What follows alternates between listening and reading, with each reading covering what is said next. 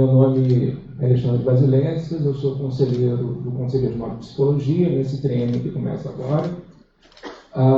Sou Conselho Estadual de Saúde, faço parte da mesa executiva, e essa é uma roda de conversa organizada pelo Conselho Regional de Psicologia do Rio de Janeiro, entre os candidatos à ouvidoria da Defensoria Pública do Estado do Rio de Janeiro. Assim.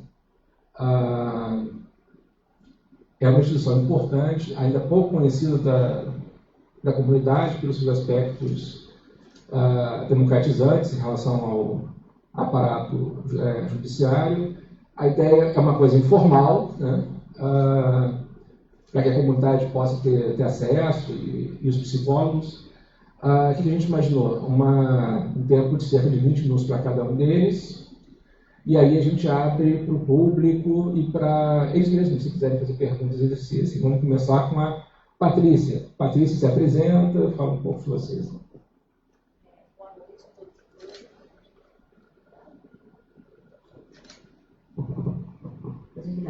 Boa noite a todos e todas. Primeiro, gostaria de agradecer o convite e a oportunidade ao CRP, porque é muito importante. Meu nome é Patrícia de Oliveira. Estou terminando meu mandato no Mecanismo Estadual de Prevenção e Combate à Tortura, que é um órgão da ALERJ, que faz fiscalização dos espaços de privação e liberdade. Eu estou no mecanismo desde a sua fundação. Eu ajudei a construir o projeto de lei e o mecanismo. Então, meu mandato termina.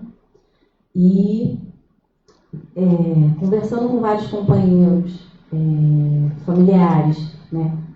Além de ser integrante do mecanismo, eu também sou familiar de vítima de violência do Estado, para quem não sabe. Meu irmão sobreviveu à chacina da Candelária, que aconteceu no centro da cidade do Rio de Janeiro, há 26 anos.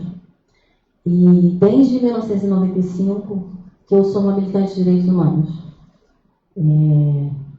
Então, agora, como eu vinha falando, e com meus companheiros, e com algumas pessoas que já foram candidatas à ouvidoria da Defensoria, a gente pensou numa candidatura coletiva, né? Porque é importante no momento que a gente vive, né? Porque ainda na Defensoria do Rio de Janeiro nunca teve uma mulher ouvidora, também porque nunca teve um defensor geral na história da Defensoria do Estado do Rio de Janeiro, uma mulher, né? Então a gente construiu uma candidatura pensando nisso.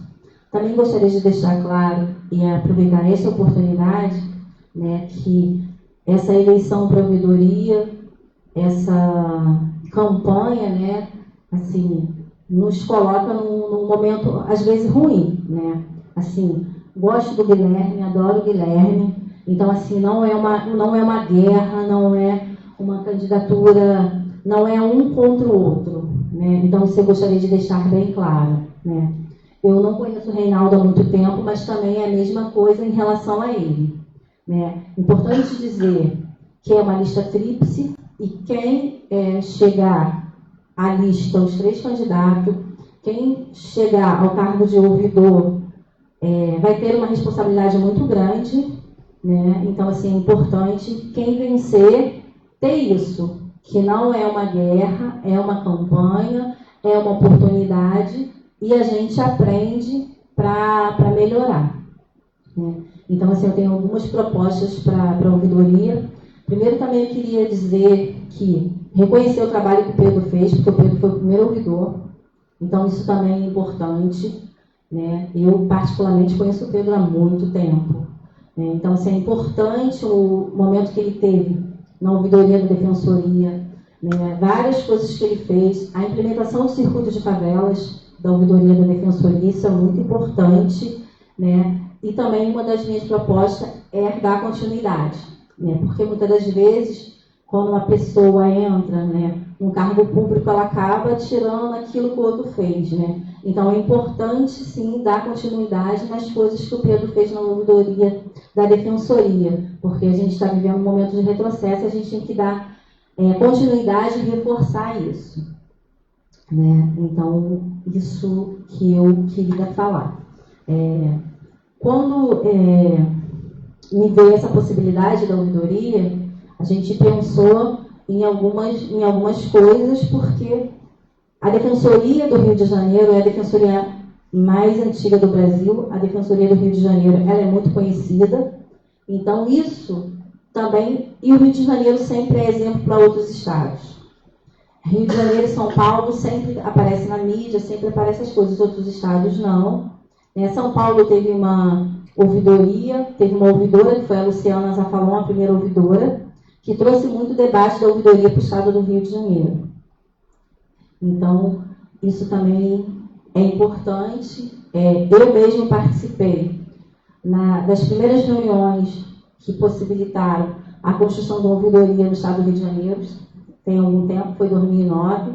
Em 2015, quando o Pedro saiu candidato, participei pouco, não participei ativamente. Né? Então, assim, está debatendo aqui a ouvidoria da Defensoria, no momento que o governo federal está acabando com os conselhos, com a participação social, isso também é muito importante. Acho que é isso. Obrigada.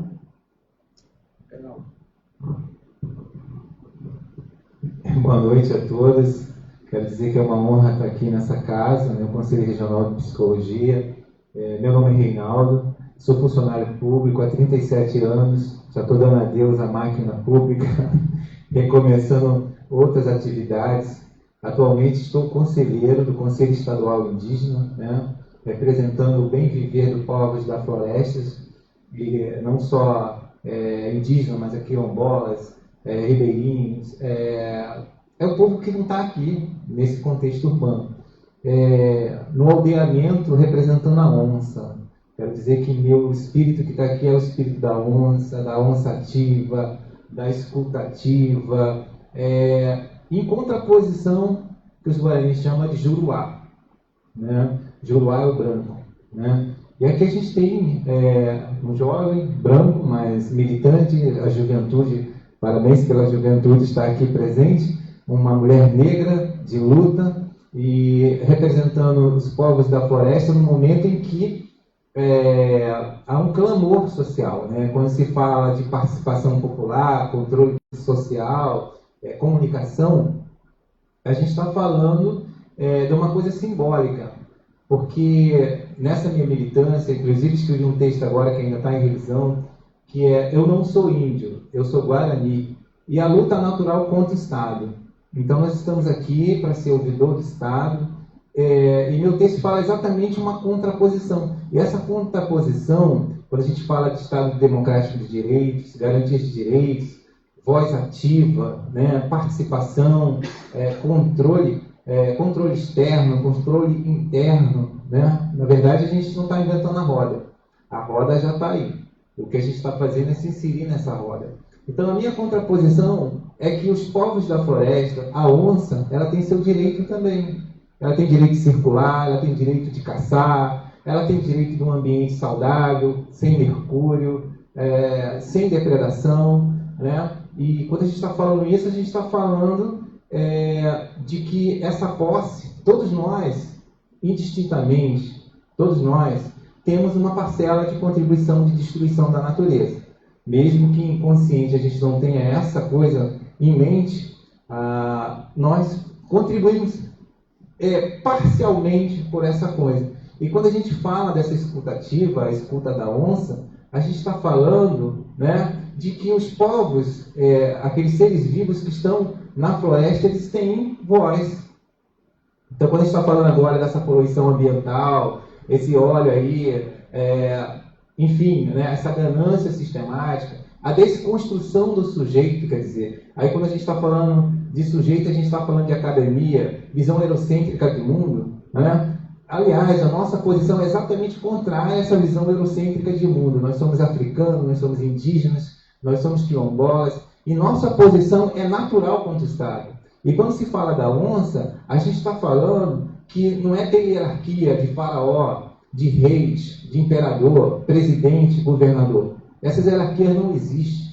E quando a gente está falando de ouvidoria, a gente está falando de gestão, audição, escuta ativa, a gente está falando de ter um olhar, né? Um olhar que não é visível. De repente eu estou olhando para você, mas não é você, tem algo atrás de você, né? Os africanos vão falar que a gente está num processo de transcendência, né? A gente para uma outra atmosfera, quer dizer, a gente chegar e com equilíbrio. E a gente, quando está falando de equilíbrio, a gente está falando, né, em defesa, né, e quando a gente fala assim, por quê? Porque os povos pobre, negro, indígenas, ribeirinhos, quilombola, dentro dessa sociedade constituída só tem um lugar, ou nas favelas, ou aí nas ocupações, né?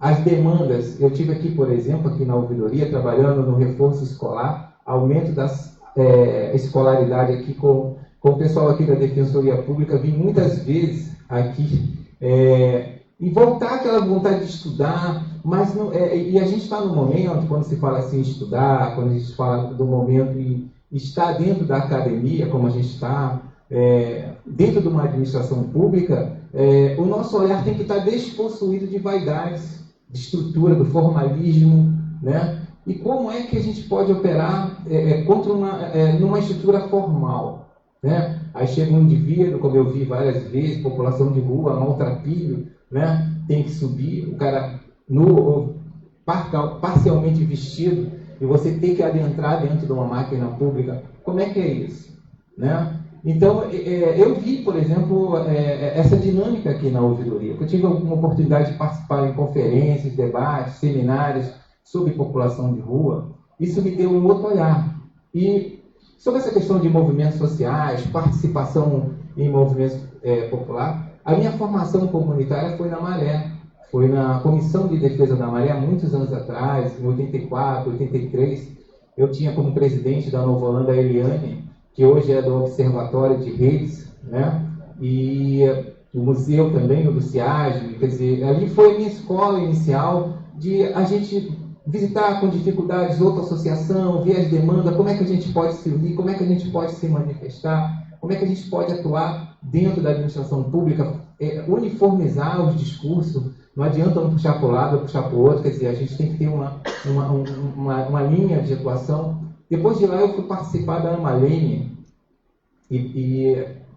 aquela região ali, Babilônia, Chapéu Mangueira, e o asfalto, né? Então, e você tem, dentro desse contexto que nós estamos das grandes cidades, você tem cidades, você tem países, né? Você tem um Alfa Roma, Alfa Ville, Alfa não sei o quê, 6 mil pessoas morando, tem uma universidade dentro, tem um posto de saúde, tem um encontro de síndico, tem uma Câmara que discute políticas públicas, não só pública e privada. Como é que se dá essa relação, né? Para grupos que não são meramente organizados, são coletivos, que querem atuar. E qual é a principal demanda, né, da população, né?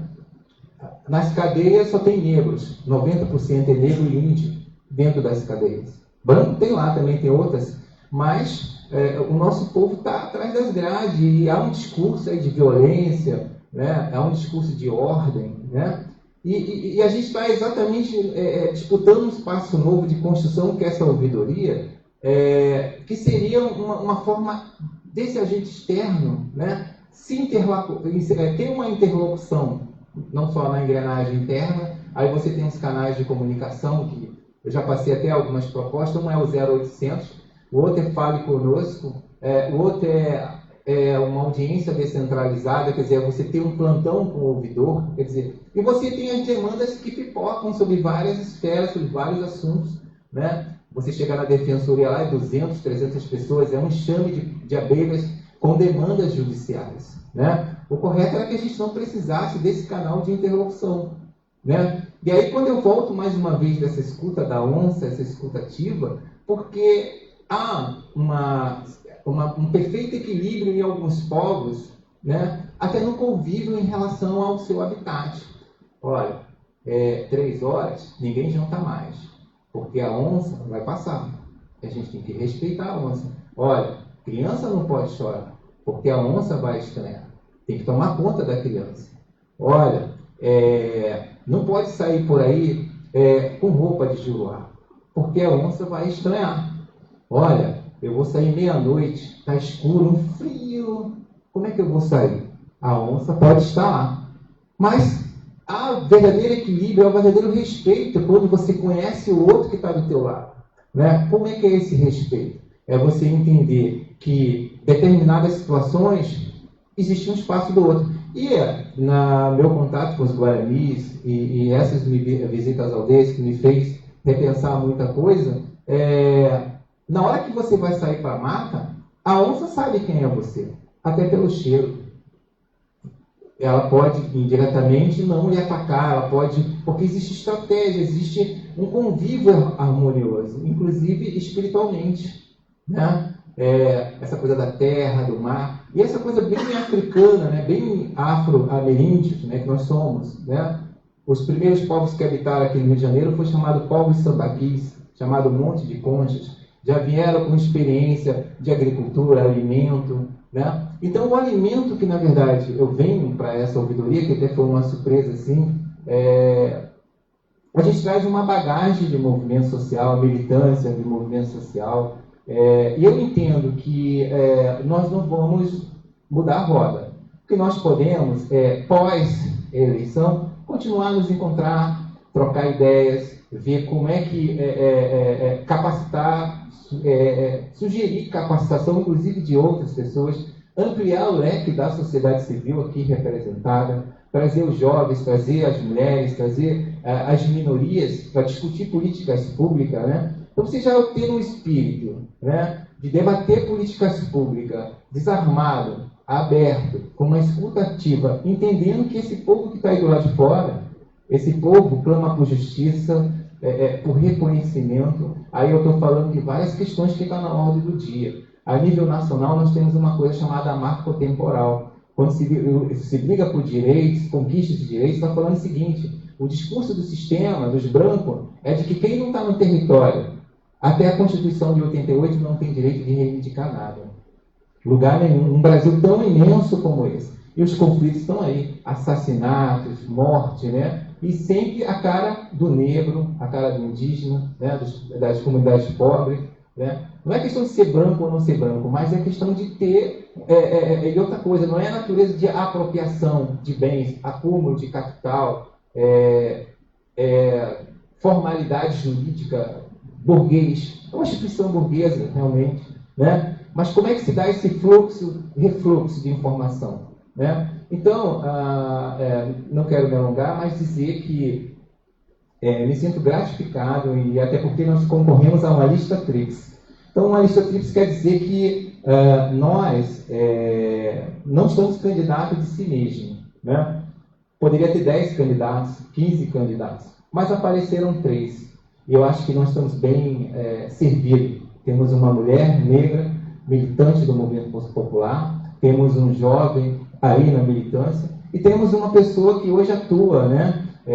Não só no movimento indígena, mas também no movimento quilombola. Hoje eu faço parte do grupo Gerumá, aqui do IFIX, que é um grupo de estudos áfricos e ameríndios. Na Faculdade de Letras tem o NAI, Negros Africanos Estudantes, e agradeço muito a oportunidade de ser aluno ouvinte, participar, tem me feito ser diferente, ter um olhar diferente, ter um olhar proativo, desarmado, e nosso objetivo aqui é chutar a bola, é fazer a bola rolar. Então eu me sinto eleito, porque se elege uma lista tríplice, o critério ainda é um pouco rigoroso, mas eu acho que o pós-eleição é o que é o mais gostoso, da gente continuar se reunindo, abrindo debate, franqueando palavra, ouvindo. Por isso que eu digo que a minha candidatura é a candidatura da onça, a escuta da onça. Obrigado. Obrigado, Reinaldo. Vamos passar para o Guilherme agora. Boa noite a todas e todos. Queria saudar a Patrícia, que está concorrendo e a quem admira a luta de longa data. Reinaldo, que também conheci há pouco tempo, já tinha visto pelos espaços de luta, né? Também pesquisei depois que fiquei sabendo que era candidato. Fiquei sabendo da sua luta e das questões dos seus textos, né? Então, queria saudar. Queria saudar o Alexandre e o CRP pela iniciativa do debate. Senti falta de mais espaços de debate como esse, acho que vocês devem ter sentido falta disso também.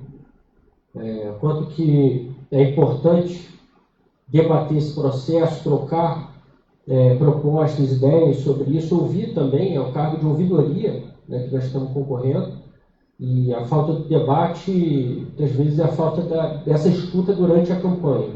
Né?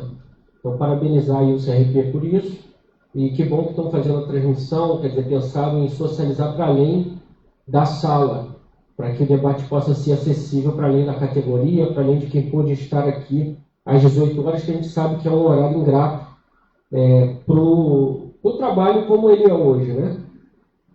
Hoje as pessoas ficam muito além disso no trabalho. Então, depois dessa saudação, acho que dizer da importância da Defensoria Pública primeiro, né? Acho que a Defensoria Pública é uma instituição diferenciada dentro do Estado brasileiro. É uma instituição que é fruto de uma vitória da luta por acesso à justiça. Antes a gente não tinha Defensoria Pública. E se hoje nós temos a Defensoria Pública, é fruto da luta de movimentos sociais, de movimentos populares, dos setores democráticos dentro do direito, que pensam não só nas questões burocráticas do Estado, mas pensam também nas pessoas, que é o principal, né? Na sociedade, quem precisa de acesso à justiça. Afinal, leis por si só são apenas pedaços de papel, se elas não forem efetivadas de alguma maneira. Então, criar instrumentos de acesso à justiça é fundamental, e a Defensoria, eu acho que é a principal conquista que nós tivemos nas últimas décadas aí no Brasil inteiro, e o Rio de Janeiro vindo com pioneirismo nessa defensoria. Dentro desse contexto, acho que saudar também a importância da ouvidoria externa, né, que é uma experiência nova, né, a lei federal que institui a ouvidoria externa é de 2009, então está fazendo 10 anos esse ano, e é uma lei que vem, quer dizer, é uma ouvidoria que vem, uma experiência institucional que vem, apesar de todas as tendências autoritárias que a gente vive na conjuntura. Então, se por um lado, como foi colocado aqui, né, a gente tem governos que atropelam os conselhos, que desconsideram a importância da participação da sociedade civil, que fazem declarações desavergonhadas, né, defendendo modelos autoritários, desmerecendo a participação popular, desmerecendo o protagonismo dos que lutam. Na Defensoria, a gente está podendo viver um processo que vai contra essa maré de autoritarismo, que é um processo de aprofundamento democrático. Então, nessa conjuntura, a gente tem a oportunidade de estar aqui debatendo, de termos 3 candidaturas de luta, né, colocadas para o processo da ouvidoria externa, valorizando a participação da sociedade civil que ocupa os conselhos estaduais, e dizer que na Defensoria, numa instituição estatal, vai ter um ouvidor eleito, que vai ter um mandato de 2 anos, e que a Defensoria não só tem isso, mas está apostando na continuidade, no aprofundamento desse processo, é muito importante, não é qualquer coisa. Quer dizer, então, eu quero saudar todas as entidades que se inscreveram para participar desse processo, independente das suas opções de voto, porque o simples fato de a gente estar participando e prestigiando esse processo eleitoral é uma resposta aos setores autoritários. É uma forma da gente dizer que a gente não vai aceitar o silenciamento dos conselhos, que a gente não vai aceitar o atropelamento das entidades da sociedade civil, e que a gente quer mais. Porque a gente também não está debatendo aqui para sentar numa cadeira e dizer que o cargo é de fulano ou de Beltrano. A gente está aqui para aprofundar esse processo, para dizer que o acesso à justiça ele precisa avançar, e a democracia também precisa avançar. E a ouvidoria externa, como experiência democrática, vai ser defendida por todos nós, por todas as 3 candidaturas, por todo mundo que está aqui, por todo mundo que está assistindo o debate. Dizer também que a gente vive um grande desafio, né? Então, antes de entrar um pouco na apresentação da minha candidatura, falar sobre esse processo da ouvidoria externa, porque a gente sabe que a lei está fazendo 10 anos, mas em grande parte dos estados brasileiros, a ouvidoria externa ainda não foi implementada. Então, é incrível como que as leis de consolidação de avanço democrático, de consolidação de direitos, elas demoram a ser implementadas, enquanto outras leis que muitas vezes nos cerceiam ou que servem para criminalizar a maior parte da população, essas leis são aplicadas com alguma velocidade. Então, essa diferença, eu acho que é uma diferença que todo mundo que participou, que participa de movimentos sociais, de movimentos populares, aprende desde cedo a fazer essa crítica ao que é o direito na nossa sociedade. Então, a gente luta por direitos, mas a gente luta com uma visão crítica do que é isso, para a gente também não naturalizar certas coisas. Então, é importante que o próximo ouvidor ou ouvidora da Defensoria Pública do Rio de Janeiro se articule nacionalmente para fortalecer os movimentos dos estados onde as defensorias não implementaram as suas ouvidorias externas, e que faça esse debate da importância da consolidação dessa experiência. Porque até que ela seja implementada em todos os estados, a gente não pode dizer que essa é uma conquista garantida, né? Bom, para quem não me conhece, eu sou Guilherme Pimentel, tenho 35 anos, fui voluntário da Defensoria Pública há 15 anos atrás, então tenho um carinho enorme, para mim é bastante emocionante estar participando desse processo. Foi na Defensoria Pública, como voluntário, que eu aprendi os meus primeiros ensinamentos de atendimento ao público, de uma escuta preocupada com os procedimentos jurídicos, né, de entender que não é uma escuta só de narrativa, quer dizer, eu preciso entender quais são as informações importantes para dar consequências ao problema que está sendo trazido, né? Então é um carinho muito grande que eu tenho pela Defensoria. E além da Defensoria Pública, tive experiência com assessoria jurídica popular, que basicamente é uma formação profissional conquistada pelos movimentos sociais. Muito da experiência dos profissionais do direito com os movimentos sem terra, de luta pela moradia e outros movimentos sociais, que se incomodavam muito com essa história do profissional do direito praticamente sequestrar a pauta política dos movimentos. Então o sujeito ia lá, participava de um movimento, contratava um advogado, esse advogado chegava, ouvia lá o problema e falava, beleza, agora eu resolvo tudo. E saía negociando em nome do movimento, saía fazendo os pleitos, representando o movimento na imprensa, seja lá onde for, mas sem a participação efetiva das pessoas que estavam naquela luta ou que estavam vivendo aquele problema. Então, incomodados com isso, os movimentos populares começaram a colocar essa crítica. E desse encontro, desses movimentos populares, com os profissionais do direito, o pessoal que discutia isso de forma crítica, surge uma outra concepção de trabalhar o direito, que é essa ideia de assessoria jurídica popular.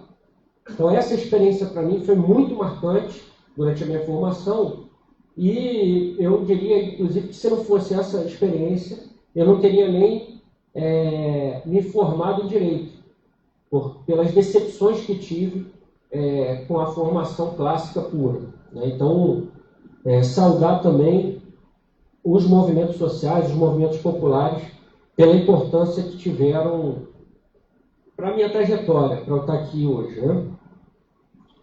né?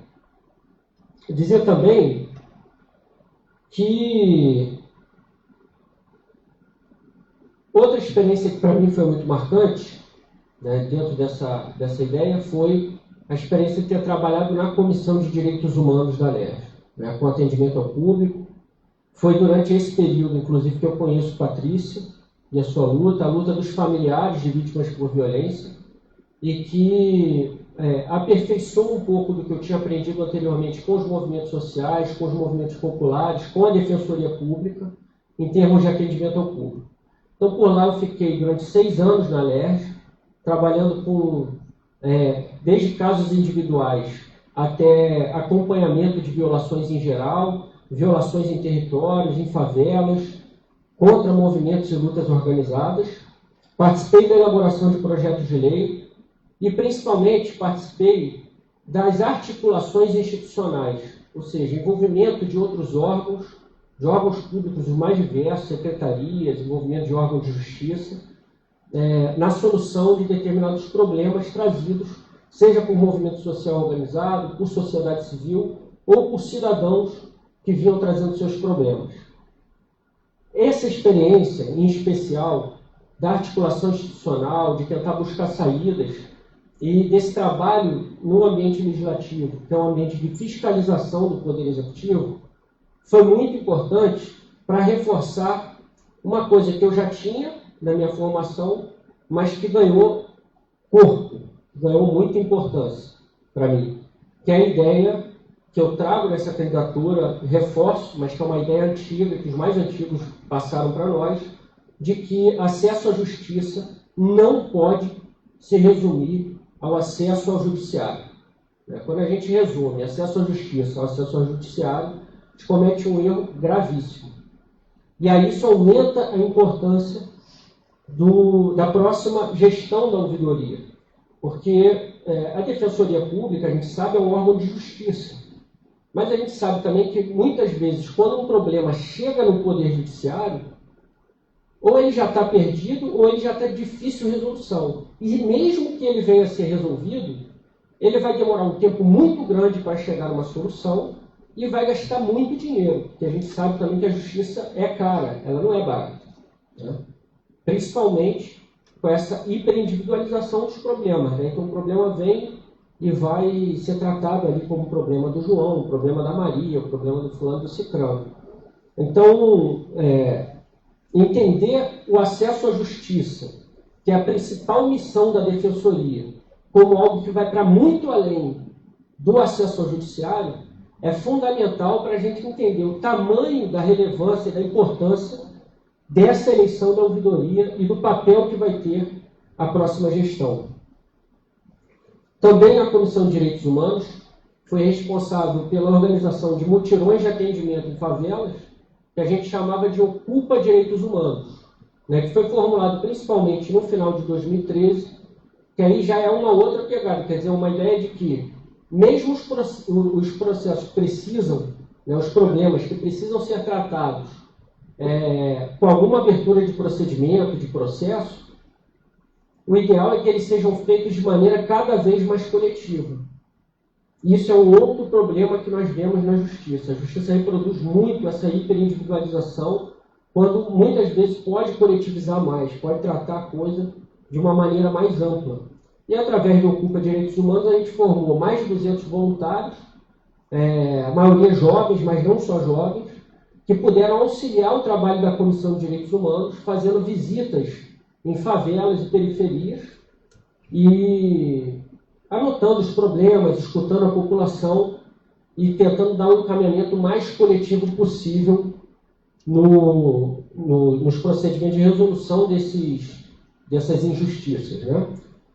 E outra experiência que foi fundamental para mim na Comissão de Direitos Humanos foram os mutirões de recolhimento de provas das violações cometidas por agentes públicos. Infelizmente, quando a gente fala de direitos humanos, a gente fala de um problema, né, de uma situação que muitas vezes é violada, mas que tem um padrão essa violação. Obrigado. A maior parte das violações de direitos humanos é cometida por agentes públicos ou pelo Estado, seja pela ação ou pela omissão de algum agente público. Né? Então, quando a gente fala de mutirão de coleta de provas, o principal ator, os principais sujeitos que conseguiam fazer esse mutirão, que colaboravam para o recolhimento de provas, que foram fundamentais, inclusive, para desmentir versões mentirosas que vinham, às vezes, de agências públicas, eram os militantes, eram os ativistas, eram as pessoas que tocavam as lutas através dos movimentos, dos coletivos, das entidades da sociedade civil. Um trabalho que a gente sabe que deveria ser feito por órgãos públicos, muitas vezes, mas que nós, da Comissão de Direitos Humanos, que éramos um órgão público, encontrávamos a parceria necessária para chegar a algum resultado nas pessoas que não eram pagas e remuneradas por isso.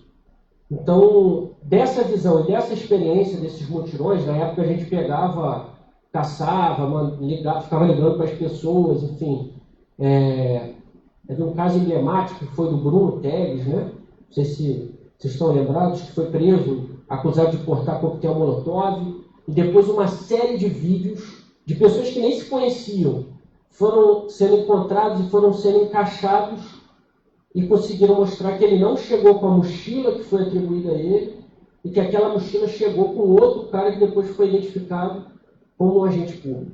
Né? Então, esse esforço durou dias, eu me lembro. E foi muito trabalhoso. Outras tantas pessoas foram inocentadas, outros tantos casos foram resolvidos através desses mutirões de inteligência coletiva. E foi nessa inspiração desses trabalhos que depois, quando eu fui trabalhar no Nossas, uma entidade da sociedade civil que trabalha muito com participação social, cidadania e tecnologia, inspirado nisso que a gente desenvolveu o sistema chamado Defesap, que, para quem não conhece, é um sistema de denúncias e acesso à justiça, que funcionava principalmente pelo WhatsApp e que serviu para milhares de pessoas enviarem seus problemas, pedirem orientação ou enviarem provas de violência de Estado, e a gente conseguia ali conectar de uma maneira mais ágil do que a gente fazia antes, por telefone, por CD-ROM, né? Gravando pendrive e tal, quer dizer, a gente fazia isso ali numa central de atendimento e conseguia ajudar a potencializar a luta dos coletivos das favelas, dos movimentos populares e, principalmente, desburocratizar a vida de quem luta. Né?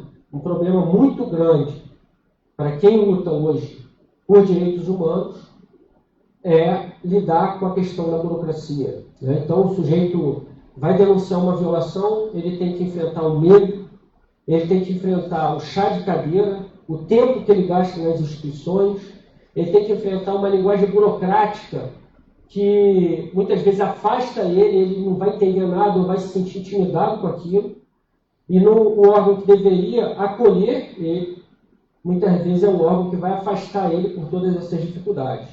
Então, pelo Defesap, a gente conseguiu contribuir ao longo de mais de 2 anos e meio, fazendo esse recolhimento, fortalecendo essas lideranças locais e falando para elas, ó, manda para cá que a gente resolve isso, te mantém informado sobre o que está acontecendo e vai mobilizar, vai fazer o que vocês sabem fazer de melhor, que é fazer movimento, vocalizar as demandas dos seus lugares, das suas vizinhanças, enfim, das suas lutas. Então, essa experiência do Defesap para mim foi muito marcante. A gente começa a desenvolver o Defesap ali no pós-2013, como eu disse, muito influenciado por esse boom de vídeos de smartphone, de celular. Então, em 2014, é quando a gente começa a desenvolver. Foi uma pesquisa muito longa, porque a gente fez questão de ouvir todo mundo. Então, a gente ouviu militantes de favela, de periferia, de movimentos sociais populares, pessoas que trabalham em entidades da sociedade civil, autoridades públicas, da justiça, da polícia, enfim, jornalistas, advogados populares.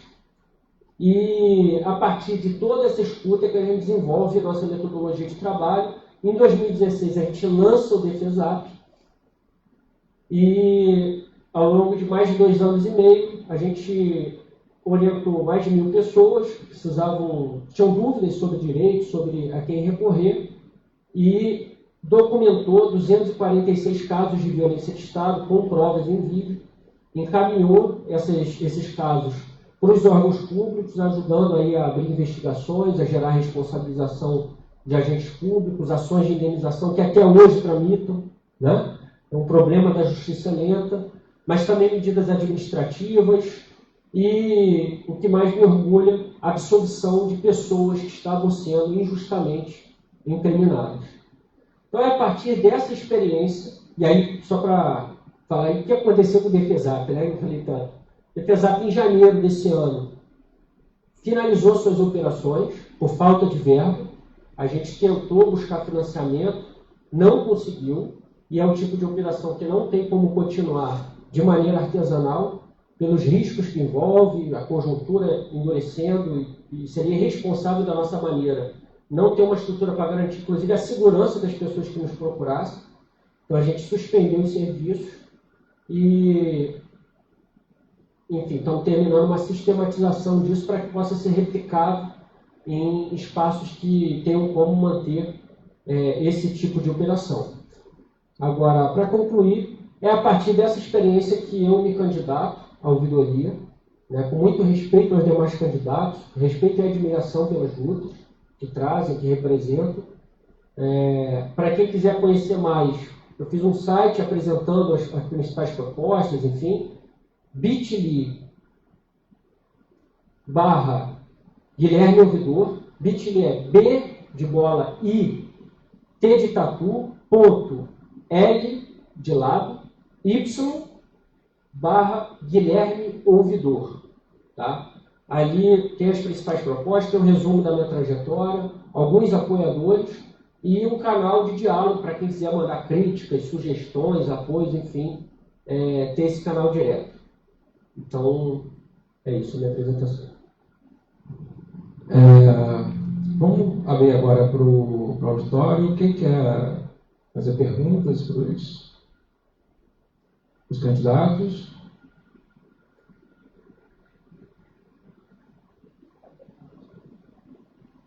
Vamos lá. Lembrando que essa gestão do CRP ela foi eleita com compromisso de fazer esse espaço democrático. Então, tanto a nossa participação nessa eleição quanto o estabelecimento desse espaço é um compromisso político dessa gestão. Assim. Só para ser gravado, vem aqui, se apresenta e aí o senhor faz a pergunta. Assim. Olá pessoal, tudo bem? Fernando. Eu queria fazer uma pergunta assim, para entender melhor, né? O que realmente seria a questão de direitos humanos, né? Quando realmente a gente verifica que alguém está defendendo direitos humanos? O que é preciso para fazer isso aí?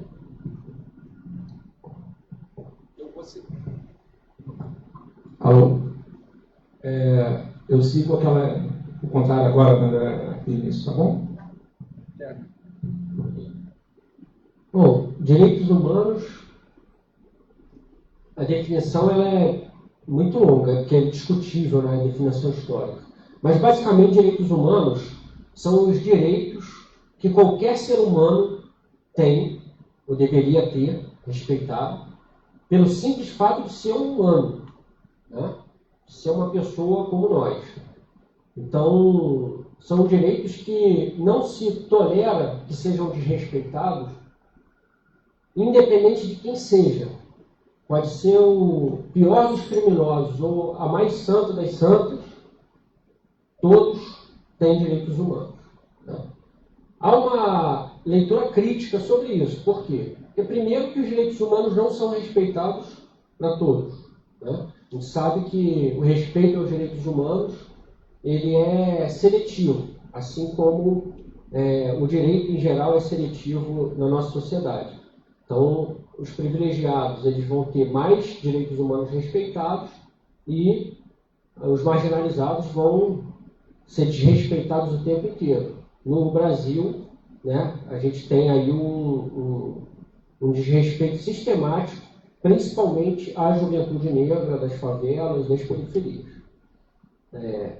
Então, direitos humanos deveria ser isso. Hoje tem uma polêmica colocada muito pela conjuntura, movida pela desinformação, né, pela falta de boa-fé de muita gente, inclusive, que reivindica direitos humanos para humanos direitos. E isso não é só uma baboseira, isso é uma armadilha, principalmente para quem tem seus direitos humanos violados. Porque seria como, outro dia eu vi uma charge engraçada, né, que seria como um animal ser contra os direitos dos animais, né, ou, enfim, os direitos humanos eles não devem dividir os humanos, ele tem esse nome por isso. E para defender os direitos humanos basta ser um ser humano e ter boa fé, ter informação adequada, se engajar nas lutas. Agora, é importante dizer também que, pela dramaticidade da conjuntura no Rio, no Brasil, mas principalmente no Rio, direitos humanos é muito vinculado à ideia de segurança pública, de violação, de violência física. Mas não se resume somente a isso. Direitos humanos englobam aí uma série de direitos que envolvem direito de participação política, de liberdades, direitos sociais, moradia, enfim, que também vai ser um desafio para a ouvidoria, quer dizer, lidar com todos esses outros direitos, apesar da dramaticidade pegar muito na parte da violência. Reinaldo. Bom, para mim, direitos humanos é você ter direitos. Direito de existir, habitar, vestir, alimentar, ao emprego, né? Tem uma música popular que o homem, quando não tem emprego, não tem trabalho, né? Ele não é nada, ele não tem dignidade, né? E a gente, quando fala do Estado democrático de direito, que é o que a gente está no momento, né? Uma Constituição chamado direito positivo, né? Nós estamos falando no direito de reunião, de associação, de se contrapor, de exigir, né? De ter, né?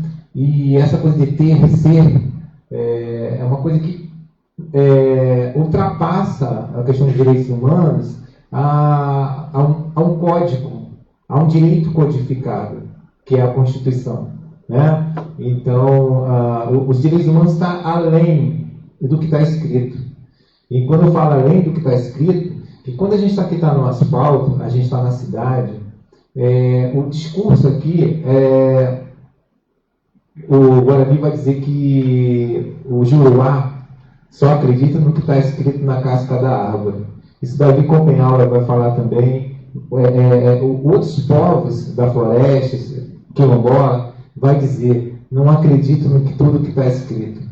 Aliás, a gente tem que desconstruir o que está escrito, principalmente essa visão eurocêntrica de mundo, principalmente esse direito positivo que está aí. Porque o direito positivo que nós estamos, e quando a gente está falando de ouvidoria, a gente está falando de uma estrutura branca, majoritariamente branca, de juízes brancos, desembargadores, né? E que trabalham esse direito positivo, que não pode ser formal, meramente formal.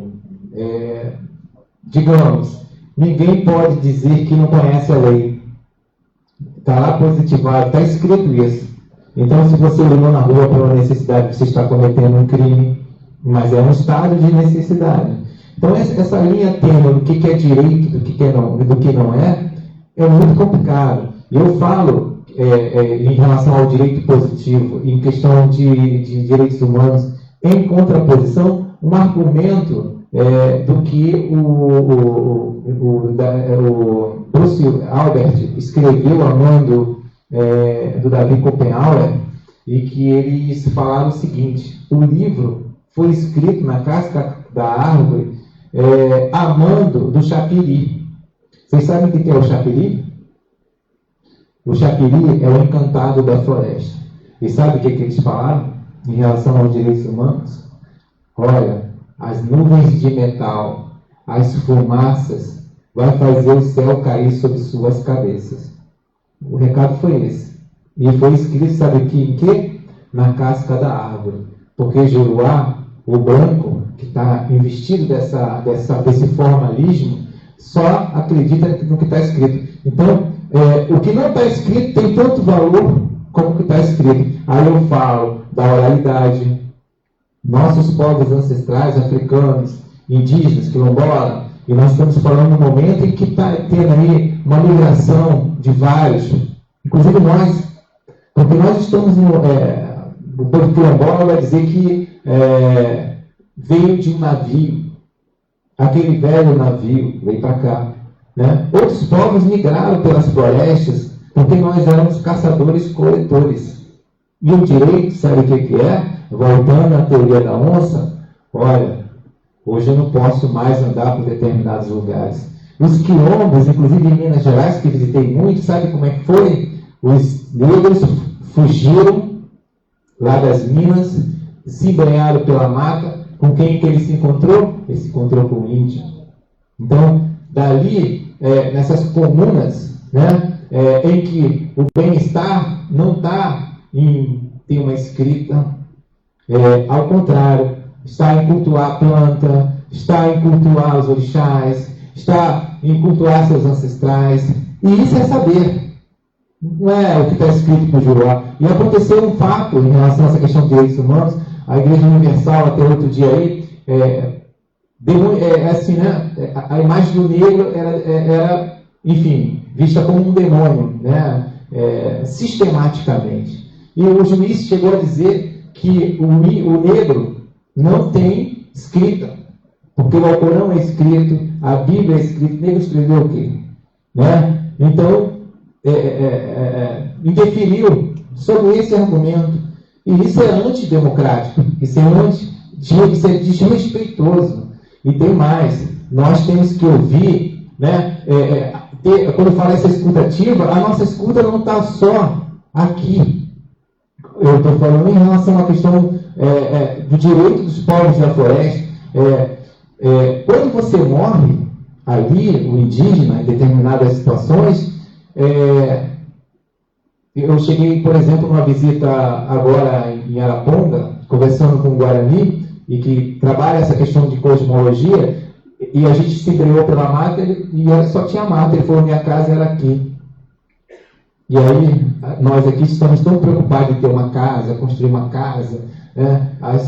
A televisão está colocando direitos humanos, sabe como? Aquela vaidade. Eu tenho 400 sapatos, eu tenho 500 roupas, eu tenho não sei quantos celulares, sabe? Isso, essa ganância, essa visão de mundo, de liberdade, esse consumo desenfreado, quer dizer, isso é uma contraposição, inclusive, ao que a gente chama de direitos humanos, né? Trabalho escravo, exploração dos trabalhadores. Então, os direitos humanos vai além do discurso de positivado. Então você tem direito de estar aqui reunido. Qual é o discurso hoje, né? Para que conselho? Isso aí serve para nada. Vamos acabar com isso. E é só por um decreto. Então, independente de nós termos uma coisa positivada, a gente tem que ir além. Então, esse além é exatamente em contraposição à sociedade civil, os movimentos populares, né? Essa escutativa dentro da administração pública, princípio da impessoalidade, da transparência, né? Conceito urbano. O conceito urbano não está em achar que eu vou jogar um papel no chão porque o gari vai lá limpar. Não, nossa postura vai além. Então, não é querer ter benécias, é obrigação, porque nós estamos também trabalhando com uma figura que é falível, que é o ser humano. São trabalhadores. A gente está se candidatando, mas nós vamos se preparar com trabalhadores, né? Com jornada difícil, irritação, uma série de situações, ruído de comunicação, formalismo jurídico. O Guilherme falou muito bem, desconstruir isso. O primeiro ponto é desconstruir isso, né? E essa desconstrução passa, né, por essa voz ativa. E hoje, outra coisa, hoje, inclusive, dentro da academia, nas universidades, aí, um griot, uma mãe santo, um pajé, ele tem que saber sim. E não precisa estar escrito, não. Tá? Basta a primeira lei, que é a palavra, que é o gesto, é o cheiro da onça. E ela está no horário da onça, vamos respeitar. Então, os direitos humanos passa pelo respeito mútuo ao ser, independente de vantagens e interesses pessoais. Para mim, Patrícia, direitos humanos é sempre bem complicado, porque na minha vida toda de militante eu sempre ouvi das pessoas: direitos humanos é coisa de bandido, né? A gente está vivendo um momento agora que um presidente é a favor da tortura. E aí a gente tem que reafirmar mais uma vez os direitos humanos, né? Porque a gente não pode torturar uma pessoa. Uma criança, quando ela não tem uma creche, ela está tendo o seu direito violado. Isso também é direitos humanos. A falta d'água, quando uma alimentação chega a estragar dentro de uma unidade prisional, isso também é direitos humanos. Então, direitos humanos é bem amplo, né? Na Declaração Universal de Direitos Humanos fala que todo mundo é igual, mas só na declaração, porque na realidade da vida é totalmente diferente. Porque o caveirão que entra no Manguinho, ele não vai entrar em Ipanema, né? Um tiro na Coreia não é um tiro na Suíça, né? A gente já ouviu muitas coisas de fala de autoridades públicas, né? Inclusive em relação a isso, né? E as pessoas acabam ouvindo e reproduzindo muito o que a mídia fala, que direitos humanos é coisa de bandido. Eu escuto isso há muito tempo, assim, a minha vida toda, e a gente tem sempre que ficar dizendo que não, reafirmando que direitos humanos são direito para os seres humanos, que somos todos.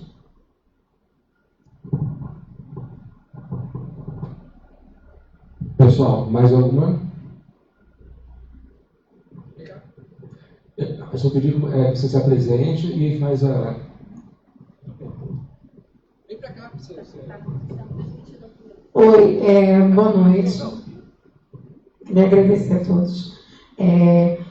Meu nome é Fabiola, eu sou da Frente Estadual pelo Desencarceramento. Eu queria que cada um dos candidatos destacasse 3 pontos principais das suas propostas para a ouvidoria e o porquê que essas propostas são tão importantes e necessárias para que a gente tenha uma ouvidoria mais popular, mais democrática. Mais alguém aí? Queria a gente fazer uma rodada.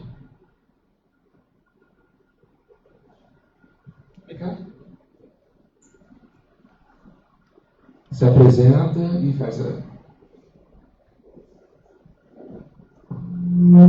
Boa noite, eu sou Wilson Mandela, eu sou advogado, sou da ANAM, Associação Nacional da Advocacia Negra, né? Tem uma seccional aqui no Rio de Janeiro, e sou do Movimento Negro Unificado, MNU, né? Também sou militante do movimento LGBT, que também é chamado LGBTI, né? Ou seja, onde tem necessidade de defesa de direitos humanos, né? Eu estou inserido.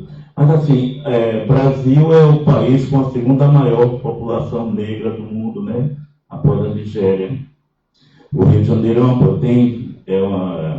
a maioria da sua população é negra e, na minha compreensão, é o segmento populacional mais agredido, mais violentado, tá? Sem querer fazer disputa com quem não é negro. Eu preferia que ninguém fosse violentado.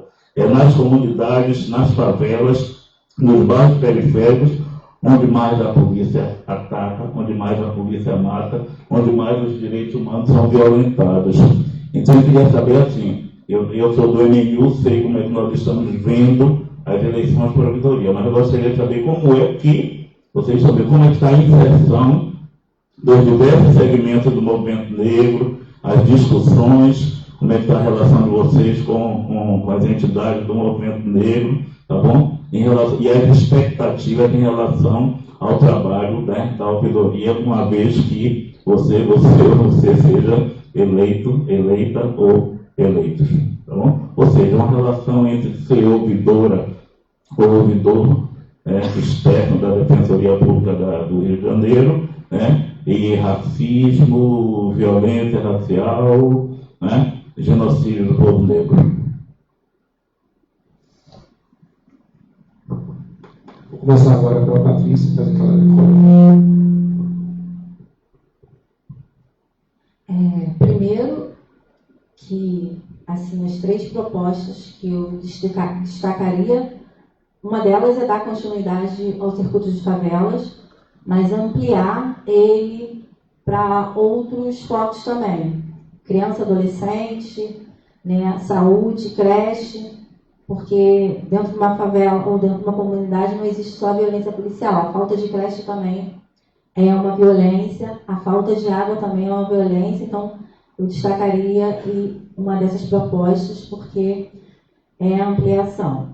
A outra é a aproximação, né, dos núcleos especializados da Defensoria com os núcleos de bairros, né, porque também precisa, porque tem muito morador que não conhece os núcleos de bairro.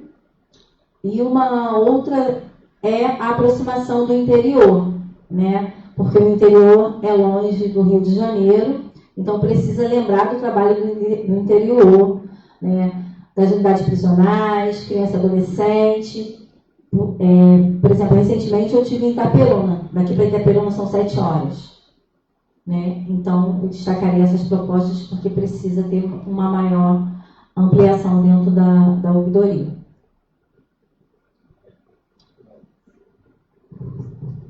Bom, inicialmente,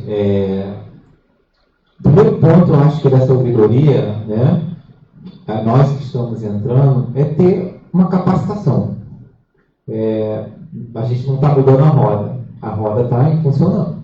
Então, o primeiro ponto, que eu acho que deveria até, inclusive, ser critério de participação, era a gente ouvir o atual ouvidor, o que ele vem fazendo, quais foram as suas principais dificuldades, o que está em planejamento. Por quê? Porque canais existem.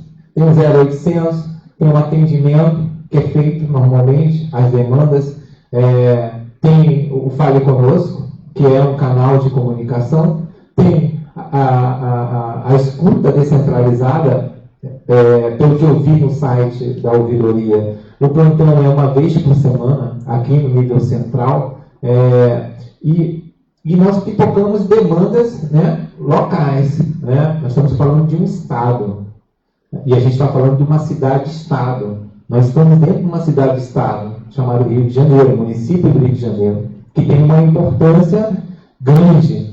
Eu, particularmente, sou funcionário público. Eu trabalho descentralizado numa primeira CAIS, Coordenadoria de Assistência Social e Direitos Humanos. Na administração pública, a relação minha de trabalho seria um contato, seria o tráfego. Né? Então, eu trabalho muito com expedição. E 90% hoje das situações que eu vejo na mecânica diária, o Ministério Público solicitou não sei o quê, tem população de rua não sei aonde, tem denúncia não sei de quê, né? É um burocratismo, é um formalismo de papel, e haja papel. Porque isso eu acho, inclusive, que a máquina, em alguns juizados, já está superando essa coisa de papel. Eu, por exemplo, eu fui conciliador do 4G CRIM, eu fui conciliador do 2º Juizado Civil, trabalhei também como voluntário e vi na prática essa coisa da judicialização, né? A superação dos conflitos que não está também dentro dessa mecânica burocrática de encaminhar. Aliás, o processo antecede esse processo. Né? E quando a gente vê o caso da Maré, por exemplo, Observatório de Favela, Redes, né? Bota um documento lá, a polícia não pode violar a sua casa, tem que ter um mandato, que não ocorre, não tem distintivo, não tem cor. A gente está num processo muito maluco. Então, a primeira teoria nossa é conhecer a máquina mesmo, é visitar, é saber qual é essa mecânica, né? Primeiro ponto, né? Como é que funciona essa engrenagem? E o que eu vou acrescentar nessa engrenagem? Né? Porque, independente de funcionar ou não, a máquina ela vai ficar operando o tempo todo. Então, como é que você consegue, de repente, mexer, dar uma azeitada nesse processo? Primeira coisa é se colocar despido daquela estrutura. E aí eu acho que os conselhos estaduais de direitos, eu acho que a gente tem que ter uma aproximação com esses conselhos, porque está na ponta, né? É o Conselho do Negro, é o Conselho da Mulher, é o Conselho LGBTI, são vários conselhos. E a gente está falando de Estado, mas a gente está falando também de município, né? E essa engrenagem, ela interage. Na medida que você que vem, né, dessa experiência de campo, de movimento popular, compreendendo como é que é essa mecânica e qual é a grande demanda, qual é o grande clamor. Está em peticionar, está em encaminhar papel, ou ao contrário disso? Extinguir esses papéis e colocar um outro olhar nesse processo. Então, uma das propostas, que foi inclusive na gestão passada, que eu vi também dos outros candidatos, Pedro, né, e de outros que se candidataram aqui à ouvidoria, seria estar com esse coletivo fomentando, quer dizer, demandas, né, porque a gente precisa ampliar o olhar, né? Vamos falar, vamos chamar especialistas, vamos chamar usuários que são atendidos, porque se você está falando em administração pública, você está falando de trabalhador, que mexe na engrenagem, né? Esse poder judiciário aí que é o una-se, solte, né? A gente está vendo aí o discurso de ódio que está aí. Então não adianta eu dizer, olha, eu vou resolver tudo, nós vamos melhorar e tal. Isso aí é tudo balela, né? Então, despossuir de que você tem uma proposta efetiva, mas só em você estar ali, né, desarmado, né, estar com o espírito aberto a ouvir, né, já que você é um ouvidor, você também deve ter um olhar para dentro. Porque quando a gente tem uma crise, seja lá uma crise institucional, como a gente está vendo aí várias crises, a gente está num momento de judicialização, né? Então as coisas acontecem aqui, olha, uma lei absurda, os gays estão poluindo a cidade, estão se beijando na cidade, não sei o quê. E eles aprovam coisas absurdas, né? Aí vai lá o Supremo, alguém diz que é inconstitucional, não sei o quê, e dito direito. Ah, não. Então agora passou. Então a gente está vivendo um processo complicado. Então, o meu olhar dentro dessa máquina vai ser um olhar desarmado, mas atento de que esse coletivo aqui, a sociedade civil, ela tem que estar nessa engrenagem. Aí eu vi os movimentos de população de rua. Qual é o grande problema que a gente tem na cidade? Nós temos um exército de reserva no meio da rua. Não tem qualificação, não tem emprego, vive de doação, vive perseguido sistematicamente. O discurso de ódio, né? Nós temos um governador que se veste de soldado e vai no helicóptero fazer operações. Isso e quando uma pessoa se contrapõe a isso, como a deputada que se contrapôs, a Renata Souza, a isso, nós vamos caçá-la, né? Então, assim, a gente está num processo complicado. Quando se fala de administração pública e a gente está falando de defensoria pública, um canal de interlocução, de garantias de direitos, né? Então, eu acho que esse canal de ouvidoria, né, não pode estar sem estar em sintonia com esses movimentos. O movimento LGBT, o movimento negro, o movimento indígena, os movimentos que estão aí. As pessoas que estão chegando na cidade de outros países vítimas de guerra, né? Tem muita gente aí, né? Nós vamos fechar o olho, né? Então, eu me coloco à disposição de sair do ar refrigerado, o gabinete, né? Formalismo jurídico. A gente precisa desconstruir, né? E aí, é do caráter de todo mundo. Mas, pelo que eu estou percebendo aqui, eu acho que a gente deu sorte. Tem uma galera boa, disposta a desconstruir construindo, né? Obrigado. Bom, 3 propostas, né, da ênfase. Acho que a primeira coisa é essa função mais simples da ouvidoria, quer dizer, potencializar e não esquecer disso, que às vezes a gente, né, fala muito de muitas coisas, e eu me pego pensando em muitas ideias mirabolantes, mas é voltar o pé no chão, né? Que envolver e criar mecanismos, né, para ouvir, né, a população, as pessoas que são atendidas pela defensoria, as suas famílias, a sociedade civil, os movimentos, para apontarem o que a defensoria não está dando conta, onde ela pode melhorar, onde ela pode aperfeiçoar, o que deveria ser corrigido de problema, as críticas e sugestões, enfim. Criar canais fortes, fortalecer esse estímulo às pessoas participarem disso. Ninguém melhor do que os próprios usuários do serviço de um órgão para dizer onde que a coisa tem que melhorar. E aí, se a gente está falando de defensoria pública, a gente está falando da população que precisa de gratuidade de justiça, dos serviços da defensoria pública. Então, estimular isso para que a gente consiga, como ouvidoria, ter um documento que não é da minha cabeça, mas que é desse exercício de escuta da população, para apresentar para a administração da Defensoria Pública, para apresentar nos espaços que tiver que apresentar para lutar por recursos, enfim, para implementar soluções. Então, isso é uma primeira coisa. Das experiências que eu tive, eu já tenho um monte de sugestão que não fui eu que inventei, né? que vem da luta dos movimentos populares, da advocacia popular, enfim. A gente sabe, por exemplo, que aí tem um problema crônico no Rio de Janeiro, na defensoria, que é o quê? A defensoria não atende delegacia. Então, quando alguém é preso, é um corre-corre para ver um advogado, para ir para o abono, para tentar tirar o cara da cadeia, etc. Como é que a gente pensa sobre isso? É óbvio que envolve recurso, tem uma dificuldade, mas qualquer problema que a gente tiver que resolver que seja importante, vai ter uma dificuldade. Tem um monte de outras questões que a gente precisa pensar e não silenciar o debate sobre isso. A gente precisa envolver, então, as entidades, os movimentos e tal para isso. Essa é a primeira proposta. A segunda é aproveitar esse engajamento da sociedade civil para fortalecer também a vocação de tutela coletiva da defensoria. A defensoria trabalha muito o atendimento individual e tem que continuar atendendo, então as pessoas que chegam com demanda de família, de consumidor, criminal, civil, enfim, as mais diversas demandas, mas a gente sabe que grande parte dos problemas são coletivos, não são problemas de cada um.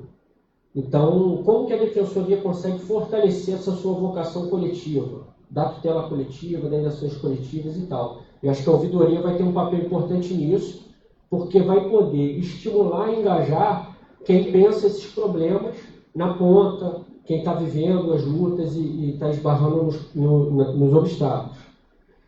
E a terceira que eu enfatizaria, lá no meu site tem mais algumas, né?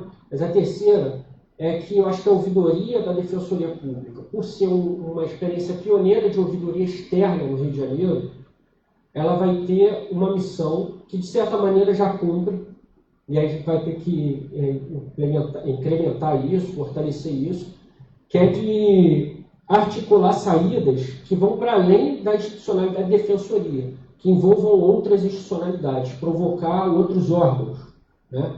Porque, voltando àquele lema básico, que não é meu, mas que eu reforço, enfatizo, porque aprendi com os mais antigos, na luta de acesso à justiça, acesso à justiça não é só acesso ao judiciário. Então é preciso envolver outros órgãos. Aí, por não ser só acesso ao judiciário, não dá para envolver só o MP, só aqui e ali. Quer dizer, como que pensa essa articulação mais ampla em conjunto com o resto da Defensoria Pública. Mas, na qualidade de ouvidoria, tem um papel importante dessa escuta, né? Lá no site, eu botei 5 eixos, mas que vão transversalizar essas 3 propostas, tá? Os eixos são movimentos sociais e sociedade civil, que é fortalecer esses laços. Metrópole e interior, quer dizer, a defensoria é estadual. Então, vamos para além da capital, vamos fortalecer na região metropolitana. E como bem falou a Patrícia, no interior tem áreas bem longe da capital que a gente não pode esquecer, a gente precisa trabalhar. A parte de atendimento ao público, acho que tem muito a ser desenvolvido. Hoje a ouvidoria trabalha muito com o 129, tem o 0800, mas normalmente as instituições públicas chegam atrasadas, né? Porque hoje a galera está se comunicando pelo WhatsApp, enfim, a internet, você já pega um pacote que tem o WhatsApp liberado. Então, quer dizer, quais são os meios mais acessíveis? E, ao invés de querer que as pessoas entrem na vida da defensoria, é como a defensoria pode entrar na vida das pessoas e pode facilitar isso. Eu tive essa experiência com o Defesap e pretendo, enfim, levar isso lá para dentro de alguma maneira. Botei também a parte de produção de dados, que eu acho que falta a gente entender melhor quais são as principais reclamações que chegam na ouvidoria, quais são os principais problemas que chegam para a defensoria, para a gente entender o que é que está faltando, melhorar, o que a gente está precisando debater mais. E o quinto eixo que eu coloquei lá é aprimorar o que já existe, que aí eu estou totalmente de acordo com a Patrícia, o circuito Favela por Direitos precisa continuar a ser fortalecido, ser intensificado, e também os cursos de formação, né, do Centro de Estudos Jurídicos da Defensoria, que foram muito importantes e dá para fazer muita coisa. Então, garantias legais, territórios estáveis e outros tantos cursos que a ouvidoria pode propor. E aí, final, acho que a questão colocada pelo companheiro, que é central. Não tem como a gente discutir Brasil, não tem como a gente discutir acesso à justiça, direitos, sem levar em consideração a centralidade da questão racial e das principais vítimas das violações, seja por ação ou por omissão. Acho que o conjunto de entidades do movimento negro tem um papel essencial nessa história, porque, como eu disse, é aplicável a todos os movimentos sociais e entidades. É quem está discutindo isso, mais aprofundando e se debruçando sobre essas questões. E eu, particularmente, tenho um orgulho muito grande de ter sido indicado. A gente, quando tem que se inscrever lá para a ouvidoria, a gente tem que apresentar uma carta, né, de alguma instituição que avalize a nossa candidatura. É meio que um atestado de credibilidade do trabalho, para falar que a gente não chegou ontem na jogada, né? E eu tenho muito orgulho, muita alegria de ter sido indicado e ter tido essa carta de uma instituição do funk, que é uma cultura negra, uma cultura que nasce da favela, né? A gente sabe como é. Hoje o Renan da Penha está preso, é o caso mais grave de criminalização artística no Brasil, pelo menos que eu tive conhecimento, né? Um jovem negro que mobilizava pessoas e está preso por tocar músicas, né? Acusado de coisas que são hábitos da favela. A criminalização do Renan não é a criminalização do Renan. A gente não pode cair nesse erro de achar que é porque ele toca isso ou toca aquilo, ou porque ele está em tal lugar ou tal lugar. É a criminalização dos hábitos da favela, porque ele mandava mensagem no grupo avisando que o caveirão chegou pela rua tal. Isso é um hábito de sobrevivência de quem mora lá. Quando criminaliza ele porque ele falou com fulano, pô, falar com alguém, que eu nem... Então, são questões muito graves. Há mais de 10 anos eu estou engajado com isso, com essa questão do funk. Então eu tenho um orgulho muito grande de ter sido indicado pelo Instituto Funk U, né, que tem sede em Belfort Roxo, que é na Baixada Fluminense. Para mim isso é de arrepiar, porque eu aprendi muito com eles. Então hoje estar podendo estar nesse espaço, com essa mesa qualificada, debatendo isso que a gente está debatendo, eu devo muito à generosidade de quem entendeu que era importante eu estar aqui disputando isso. Então, e aí as entidades do Movimento Negro, o MNU, todo mundo vai poder contar comigo sempre, na ouvidoria ou fora dela. Então, estamos abertos porque eu reconheço a importância desses sujeitos políticos que estão ali encarando as lutas, assim como nas demais áreas, né?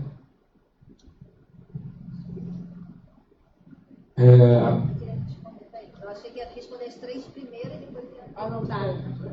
Só para... Eu vou te dar a fala, só para explicar rapidamente. Sim. Depois que a Patrícia terminar a fala dela, eu tinha imaginado fazer mais uma... fazer mais uma rodada para o público e vocês... e aí já vai para as falas finais de vocês, tá ok? Tá bom.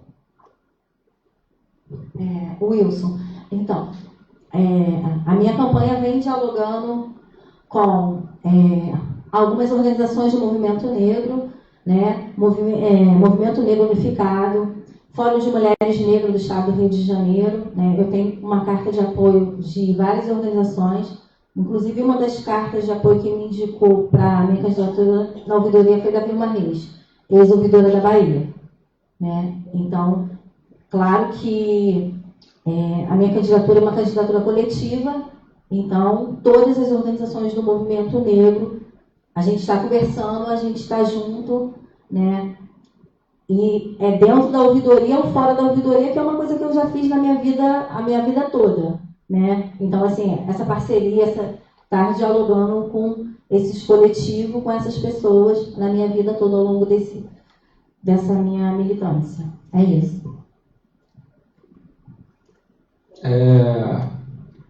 Então, mais uma rodada para o público, e aí a gente mistura isso com as falas finais já dos. Pode, vem cá, se apresenta e faz a sua pergunta.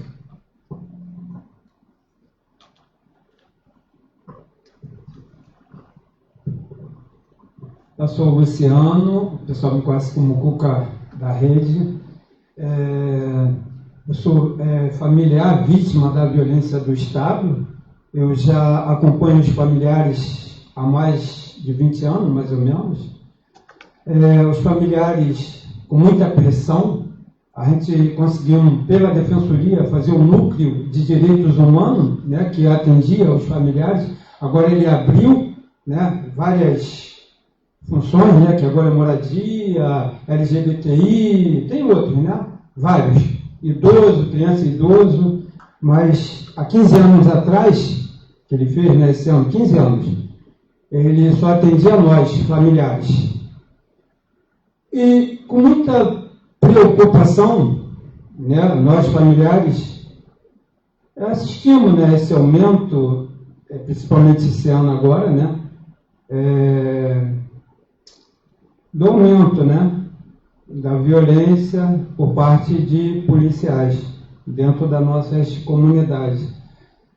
E o afastamento também dos familiares da Defensoria. Ontem eu saí quase 1 da manhã do menino que estava no hospital e, embora na Defensoria a gente temos alguns parceiros, né, que é o doutor Daniel Lozóia, a Lívia, a Fábio Amado, e pelo sistema prisional também, parceiro também, Leonardo Chaves, que era o coordenador quando começou, Leonel Rosa. Obrigado, Patrícia. Quando começou o núcleo, né, era ele que era o coordenador. E o que acontece? Eu fico preocupado, porque eu fui lá no hospital, tirei esse rapaz, não sei se vocês soubem, né, que acho que foi em junho, o nome dele é Caio, ele é estudante, tomou tiro dos policiais, ficou internado até então, e ontem ele teve alta. E os policiais ainda estão a caça dele para acabar de, igual ele fala, onça, né? Mas aqui no Rio, nas favelas, a gente corre dos policiais. Então, eu estava alojando ele e saí quase 1h da manhã e consegui um local próximo de onde eu moro, para alojar esse rapaz. Então, eu vou para a minha pergunta, eu só fiz um o que vocês, que estão candidatos, estão pensando para nós, familiares, em aproximação, em ajuda? Porque às vezes a gente familiar pensa assim, nós que está dentro da comunidade, estamos correndo, não é da onça, é dos policiais, principalmente à noite, rezando para amanhecer para mim poder sair. Quer dizer, é muito sério. Enquanto a pessoa está no ar-condicionado, no bem bom, seu dinheirinho no bolso, e a gente, que somos militantes, estamos pulando fogueira. É isso, a pergunta está para vocês. Obrigado. Obrigado. Alô? 10 minutos? Aí vocês respondem e já... Posso fazer a última? Pode ser. Então, sou MC Leonardo, sou atualmente morador do Vidigal, mas passei minha vida na Rocinha e frequentador de todas as favelas do Rio de Janeiro nos últimos 30 e poucos anos da minha vida. A questão é, a gente nasce e morre na favela conhecendo apenas hospital, delegacia, passando por perto de batalhão, IML, cemitério, colégio. A gente não sabe o que é Ministério Público, Defensoria, Ouvidoria, Comissão Parlamentar, ou seja lá o que for. Então, a distância que há entre 90% dos favelados com a nomenclatura dos órgãos que vocês estão querendo representar, é enorme a distância. Só com o nome. Pedir para alguém procurar um órgão desse é como mandar um camarada para Marte. É incrível. Mas, e aí, Guilherme, entra a questão que você falou, a ouvidoria não age na delegacia. Se a defensoria não age na delegacia. Se ela agisse na delegacia, os moleques ouvem rapidinho, né? Fala com a defensoria, mas não há. Não há. A gente fica com uma dificuldade muito grande de falar para as pessoas confiarem em coisas que elas acham que não existem. E acham mesmo. E elas têm todo o direito de não achar. Porque a igreja não apresentou para eles. O colégio não apresentou para eles. A novela não apresentou para eles. Ninguém apresentou para eles. E assim como o WhatsApp, o Facebook, o YouTube foi empurrado e jogado para a gente de qualquer jeito, a partir de agora tem isso aí, não vai ser através do WhatsApp ou do Facebook somente que a gente vai conseguir essa aproximação. Então eu queria saber de vocês, né, que tipo de métodos e manhas e artimanhas vocês têm de fazer com que as favelas saibam que o Ministério Público existe. Obrigado. Obrigado, Leonardo. Então, mais alguém? 10, 15 minutos, perdão. Acho que começa agora com o Guilherme, não esqueci. Né? Guilherme, vai lá. Você quer começar? Então tá. Bom, gente, quando eu falo que a gente tem que estar com essa escuta, né? Porque é tanta coisa. E quando você falou em relação ao desconhecimento do direito, ou dessa interlocução, esse canal de direito, a gente está falando, em tese, do Estado. Porque o direito de peticionar ao juiz, isso é um direito consagrado que é dado à população.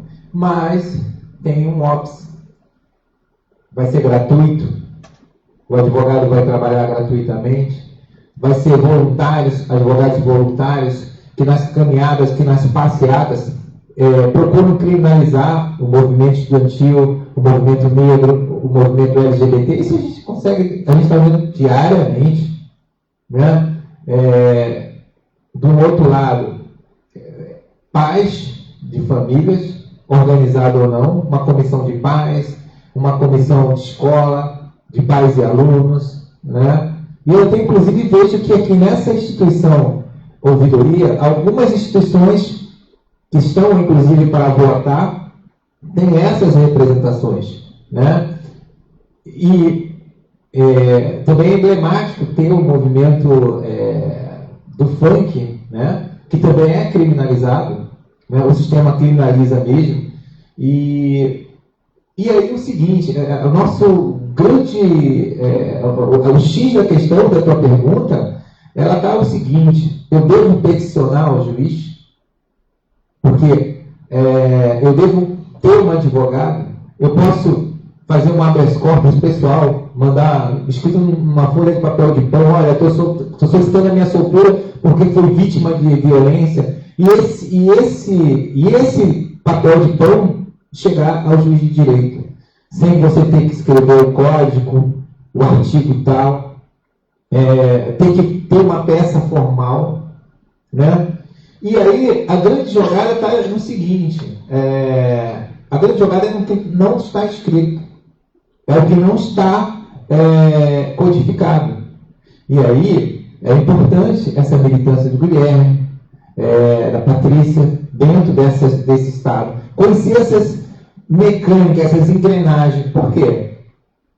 Fulano foi vítima de violência. Porque eu lembro de, acho que foi em 85, fizeram um documentário chamado Uma Avenida Chamada Brasil. Não sei se vocês já ouviram falar. Por acaso, eu militava na Maré, e o cineasta Otávio Bezerra, que fez esse documentário, que foi para o mundo todo, né? E eu estava, nessa época, trabalhando na implantação da 30ª RA, para a gente ter uma prefeitura local, onde a gente pudesse reunir os órgãos locais, que esse poder local fosse eleito pelas comunidades, como aconteceu na nossa fase, né? E que foi todo um processo. E aí é o seguinte, e quando você está no formalismo do Estado, tem que atuar, tem que gerir, tem que participar, tem que criar um nível de interlocução. E aí eu falo de uma coisa importante, o diálogo. De você estar dentro de uma relação, o contato não ser difícil, né? Quer dizer, o chamado ombro a ombro, a chamada bola de neve, né? O Brizola até jogou esse argumento quando ele chegou em 82, veio do exílio, foi candidato a governador, ele falava assim: nós não temos dinheiro, nós não temos máquina, mas temos uma coisa chamada bola de neve. Um fala para o outro repete, o outro fala para o outro, repete, e a gente chega até a cidade. E o argumento foi vitorioso, assumiu o governo do Estado, né? E que o discurso aí do sistema, porque assim, o Estado passou a ser ausente porque o Brizola proibia os policiais de ir nas favelas. Havia um acordo tácito, quer dizer, tentar destruir totalmente a figura do Brizola, que era um canal de interrupção. Então, como é que se dá hoje essa expressão no asfalto, né? Como é que surge a crítica, né? E aí foi a pergunta básica que o cineasta falou para mim. Eu estava do lado de várias lideranças da Maré, o Agamenon do Timbal tinha mais de quase 30 anos presidente da Associação de Moradores, Maria do Carmo, presidente da Vila Pinheiro, Eliana, presidente da Nova Holanda, uma série de lideranças aí do movimento, né? E ele perguntou o seguinte: eu quero saber o seguinte, qual é a função da Associação dos Moradores em relação ao tráfico? Qual é a função do poder paralelo hoje, institucionalmente? Uma pergunta assim, capciosa, né? Cheia de defeitos, cheia de veneno, né? E eu coloquei o seguinte, aí respondendo ao Guilherme: independente de ser miliciano, de ser polícia, de ser bandido, de ser morador, de ser o que for, uma criança, um idoso, todos têm o direito ao respeito mútuo, né? Se eu moro num bairro, existem as pessoas, eu tenho que falar bom dia, boa tarde. O maior exemplo é esse, né? Esse código, bom dia, boa tarde, como vai o senhor, como vai a senhora, posso ser útil, posso lhe ajudar? Isso é o que, na verdade, faz a diferença. O que está faltando nessa relação de interlocução e de ruído de comunicação, que você está falando no formalismo burguês. Aí, quando eu falo formalismo burguês, é o seguinte: o Estado tem que ser provocado. Aqui, o aparelho judicial vai dizer o seguinte: se você não provocar o judiciário, como é que vai se dar? E aí você vai se deparar com situações do poder paralelo. E aí, exatamente isso lá atrás eu falei, né? Que nós temos dentro da comunidade o poder paralelo e o poder institucional, que também é paralelo. Porque muitas pessoas que estão dentro do Estado estão para usufruir vantagens, dilapidar patrimônio. Não são os trabalhadores. Mas na lógica que nós estamos hoje, na falta de democracia, uma democracia de aparência, onde os partidos políticos recebem bilhões, não acende uma vela para ninguém, não faz nada para ninguém, e nós estamos vendo num momento em que há uma desconstrução dessa identidade negra, LGBT, indígena, né? Nós estamos numa guerra civil, né? E nós estamos em uma guerra, inclusive, subliminar, porque diminuiu as estatísticas de morte. E os corpos que desapareceram no micro-ondas, né? Esses grupos paralelos fortes que estão dentro da máquina administrativa. Eu venho de um lugar em que a Marielle estudou lá no CIAGE. Conheci ela, uma jovem cheia de esperança. Quer dizer, quando uma pessoa de comunidade ocupa esses espaços institucionais, são alvos. Hoje, na Baixada, você dizer que é candidato, ou em alguns lugares, é risco de morte. Se esses grupos institucionalizados perceber que você é uma ameaça e você tem segurança, você é vítima mesmo. Então, que canal de comunicação? Né? Como é que se dá essa comunicação? Há sigilo da comunicação?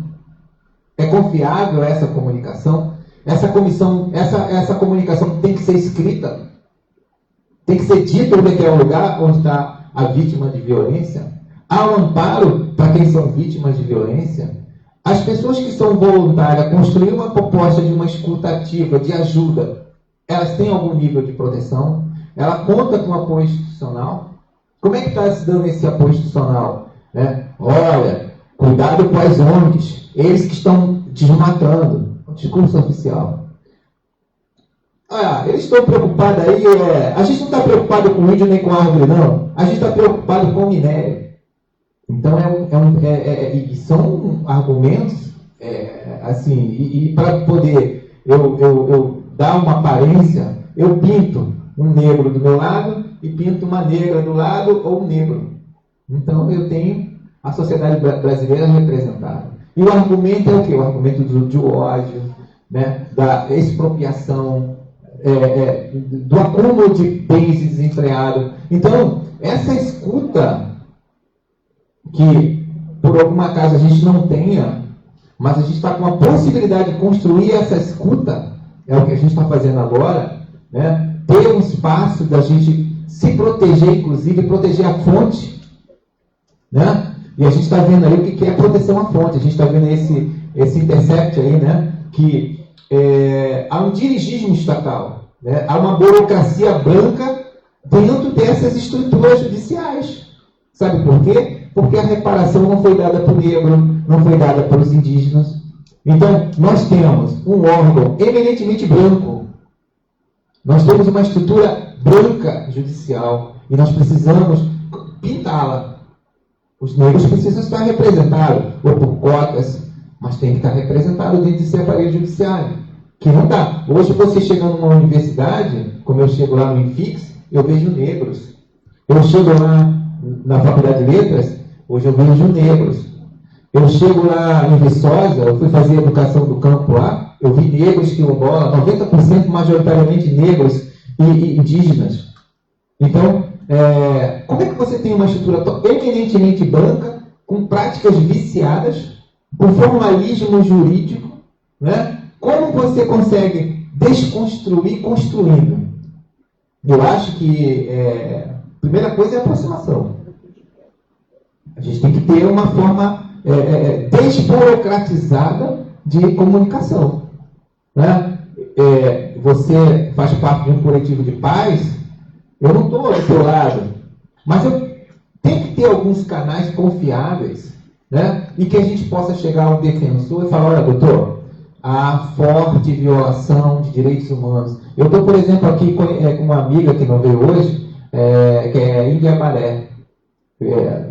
Nós temos várias etnias aí no Brasil todo. E quando o Guilherme fala da gente não inventar a roda, mas fortalecer outras engrenagens nos estados incipientes que estão se formando, a gente se aventurar nesse processo, né?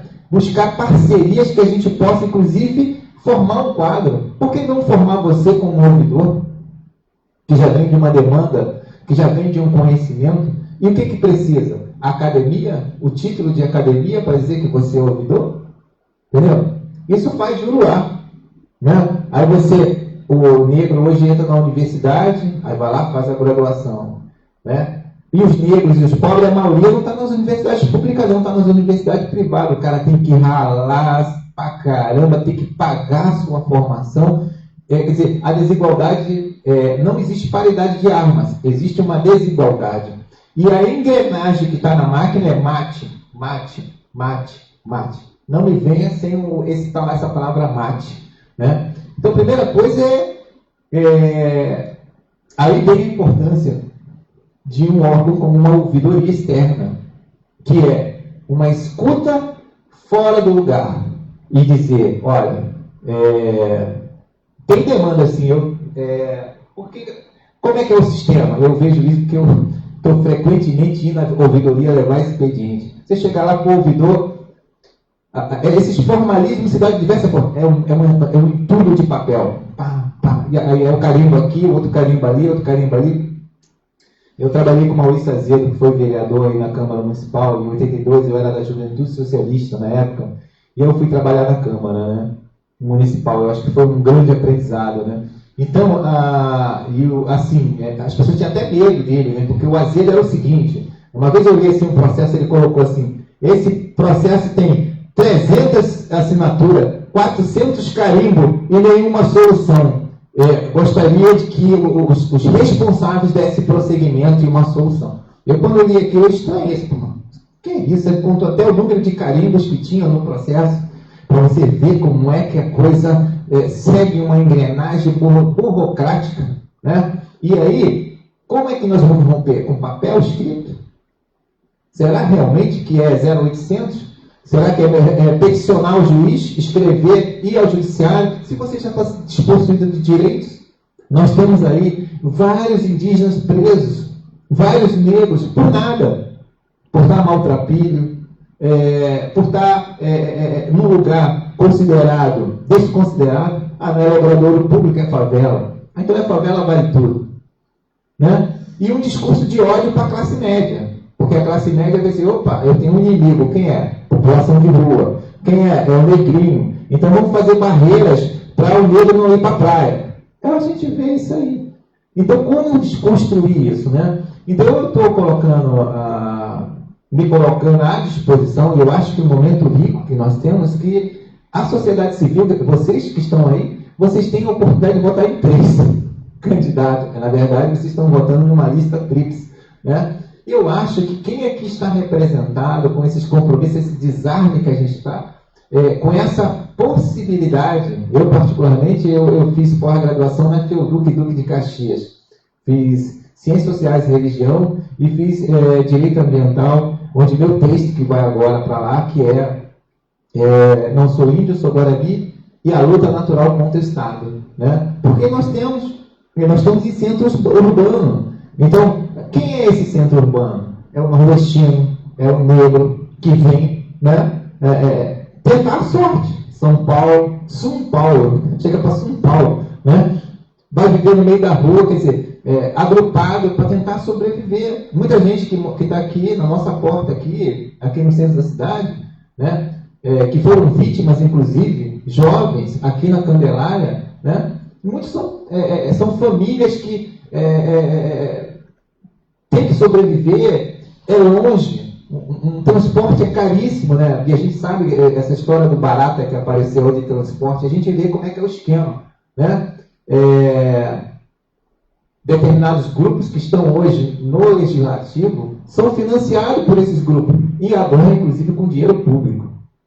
Então, nós estamos também no momento rico, quando a gente consegue ver que aqui no Rio de Janeiro algumas mulheres negras foram eleitas deputadas, né? A Renata Souza, lá da Maré, é um exemplo, né? E eu acho que, e aí é o seguinte, uma vez eu bati boca com a Marielle, lá na Redes, teve um trabalho de observatório de favela lá, e, para concluir, ela chegou e falou assim, olha, eu trabalho na Alerj, lá na Comissão de Direitos Humanos e tal, e aí a minha crítica a ela é exatamente isso. Eu falei assim, olha, esses formalismos jurídicos, principalmente dentro de um parlamento, onde você vai chegar, você vai ter que se identificar, alguém tem que dar um push para você subir, né? E às vezes você não fala com o canal certo, né? Então, resumindo, é o seguinte, o fato da gente estar aberto a essa escuta, a esse contato,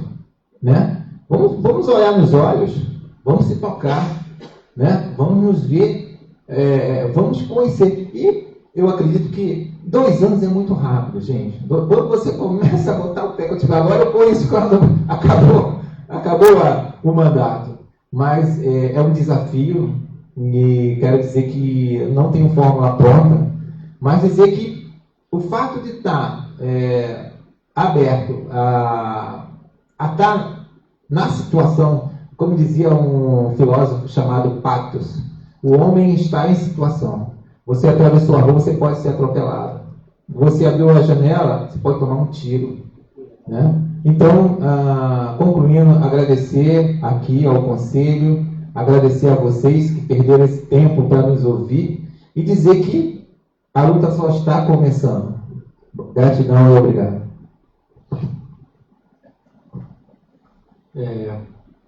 Bom, Luciano, maior respeito pela sua luta, a coletividade você faz parte dos familiares. E o MC Leonardo fez uma pergunta que eu acho que a resposta vai dialogar junto, então vou tentar fazer um apanhado já para fazer também as considerações finais, né? Eu acho que, quer dizer, o desafio da aproximação, né? Muita gente não sabe o que são as instituições, para que elas servem. Não é o caso do movimento de familiares, que não só sabe como constrói, ajuda a fazer e etc. Mas muitas vezes esbarra na distância. Então a gente sabe, por exemplo, do quanto é penoso alguns casos andarem, quando vocês vão fazer um ato na frente do Ministério Público, etc., e estão pressionando ali para que algo aconteça, né? Para que os órgãos, as instituições democráticas cumpram as suas funções. Eu acho que os dois desafios têm um a ver com o outro. Por quê? Porque na medida em que as pessoas não sabem para que as instituições democráticas, cada uma, qual a função de cada uma, isso esvazia as mobilizações, despotencializa a pressão. E aí as instituições, elas mais facilmente não cumprem a sua missão, não fazem aquilo que devem à população, que é arcar, né, com a sua função. Talvez a Defensoria, é o que eu acho pelo menos, seja a instituição de justiça mais aberta à população. Não é à toa que a gente está aqui no debate de ouvidoria. Agora, se a gente sabe, eu falei isso na outra pergunta, que o acesso à justiça precisa do envolvimento de várias instituições, porque a instituição tem escopo. Mas uma injustiça precisa de justiça. Você vai precisar de várias instituições agindo e tal. A gente não pode se contentar com ter uma defensoria que é aberta e etc. A gente precisa ir além. Então, trazer informação e gerar engajamento, envolvimento das pessoas com a função das instituições pode fortalecer a luta das pessoas que já estão fazendo isso há muito tempo, como é o caso da coletividade de familiares. Não à toa, a Patrícia está aqui como candidata. Eu acho que o desafio é enorme. É enorme. Eu me lembro quando eu era menor, a dificuldade que eu tinha de entender notícias, quando eu era bem pequeno, né? Então eu ouvia notícia, o jornalista falava de tudo, e você não entendia nada, porque eu falo, a inflação cresceu, a inflação desceu, mas ele não explica o que é inflação. O Ministério Público fez isso, fez aquilo, intimou fulano, fez... Mas ele não explica a função, o que aquilo vai dar, né? O que pode acontecer, o que não pode. Então, o desafio é enorme, porque a gente vive num tempo de excesso de informação, mas que não informa ninguém. Então, cabe isso a gente. Algumas experiências que eu vivi foram positivas nesse sentido. E eu pretendo, a partir dessas experiências, tentar levar para lá. Uma delas a gente construiu junto no MC, que foi a cartilha do direito autoral do MC. Né? Direito autoral, que é uma coisa pouquíssima debatida, principalmente se você fala de MC de funk. Às vezes é um menino de 12 anos, 13 anos, que não debateu direito, muito menos direitos autorais, e a gente sabendo desse problema, vendo ali a demanda, os MCs colocando isso, a gente foi lá e fez uma articulação, né, do pessoal do direito, para estudar, ver o que é a informação que precisava fazer, mas não chegou com a coisa pronta, né?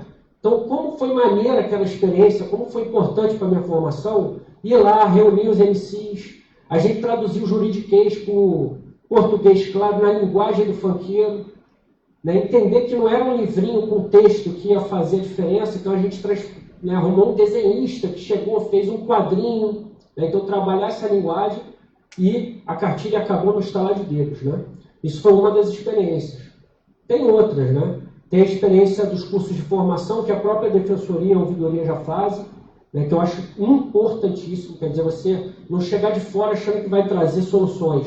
Tem gente lutando nos espaços. Quem são essas pessoas? Como fortalecer essas pessoas? Como potencializar o que essas pessoas já estão fazendo? Por isso que eu digo que a pergunta do MC e a do Luciano, elas se encontram. Porque o MC fez a pergunta sobre quem está sem saber, sem informação. E o Luciano fez a pergunta sobre como fortalecer quem está fazendo há muitos anos.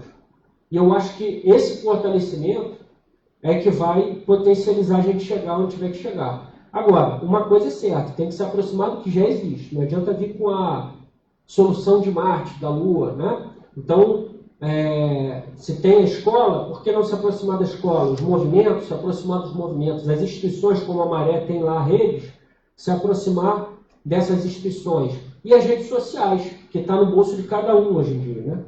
Então, por que não usar redes sociais também?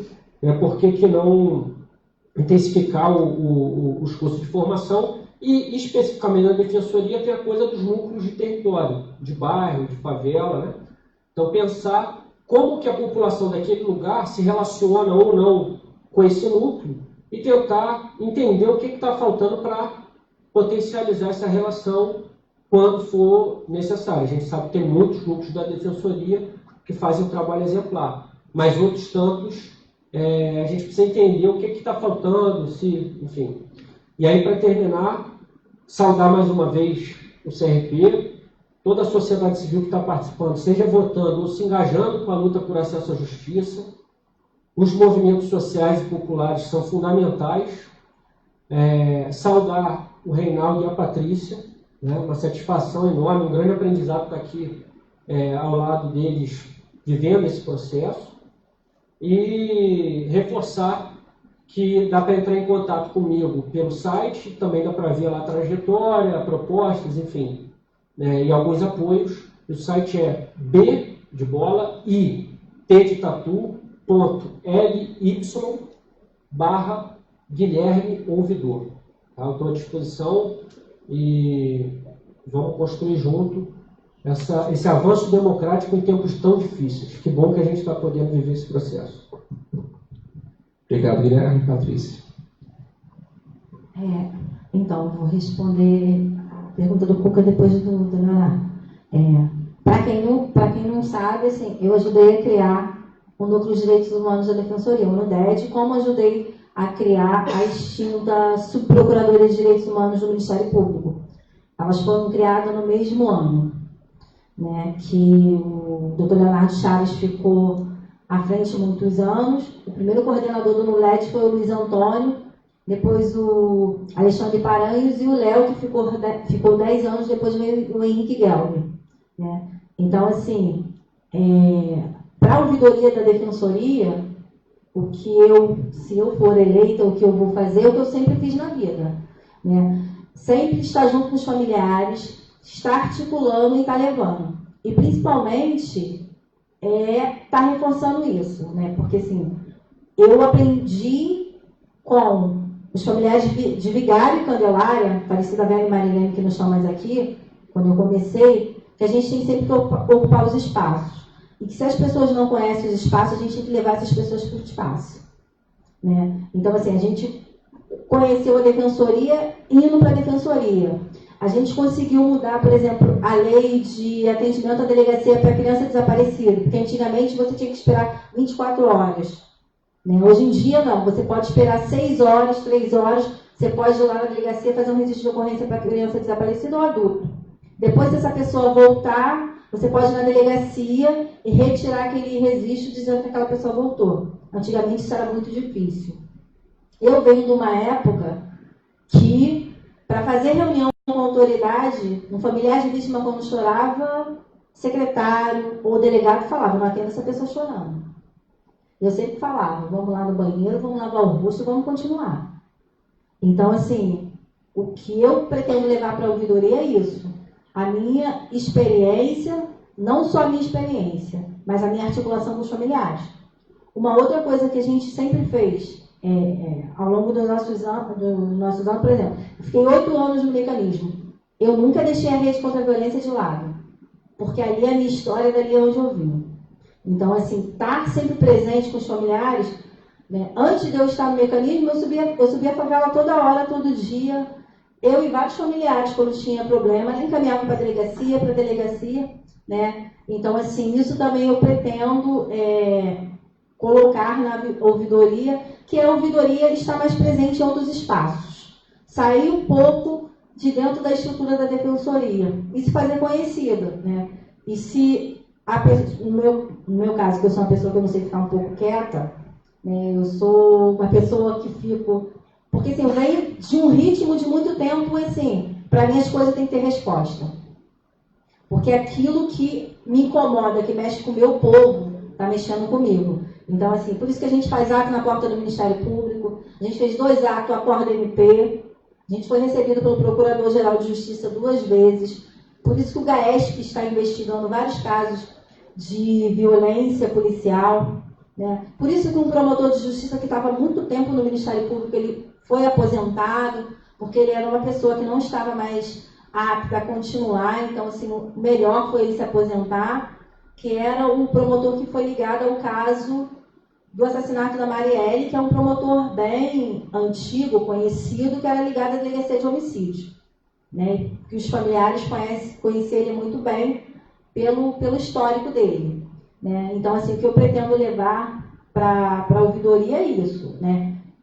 E claro que escutar sempre, porque assim, eu sempre escutei e sempre estou muito junto com os familiares, né? Um exemplo, meu telefone, eu não desligo meu telefone do lado da minha cama, ele fica ligado 24 horas. Porque qualquer emergência que ligar para mim, eu vou atender o telefone. E já fiz muito isso de ligar para várias autoridades. Por exemplo, o NUDED, quando o Léo era coordenador, o Léo ia para a delegacia. E isso foi se perdendo durante os anos.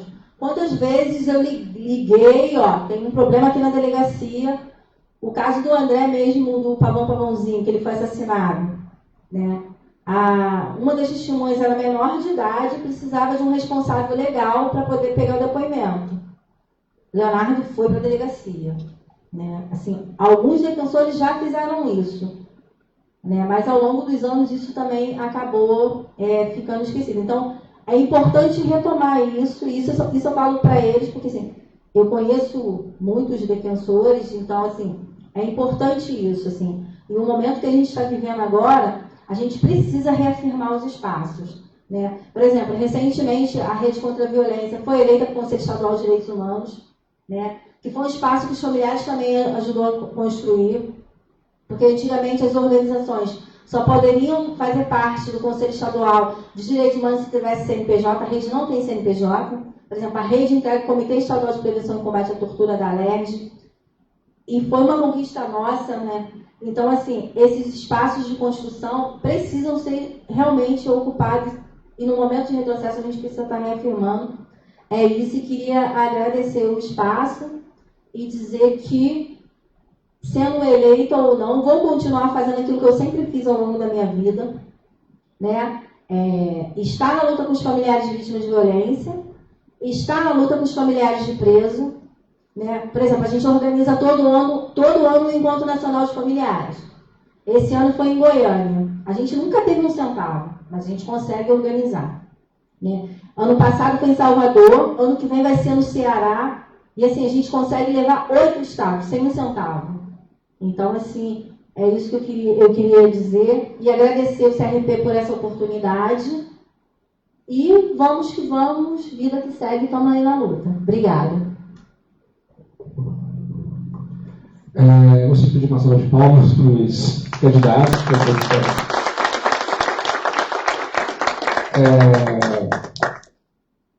Agradecer a presença deles, deixar claro que a ideia é que isso não seja uma extemporaneidade do Conselho Regional de Psicologia, que a gente possa se aproximar, inclusive, desse trabalho da Defensoria. Agradecer a presença de todos, a quem está nos acompanhando por internet, e boa noite a todos. Obrigado.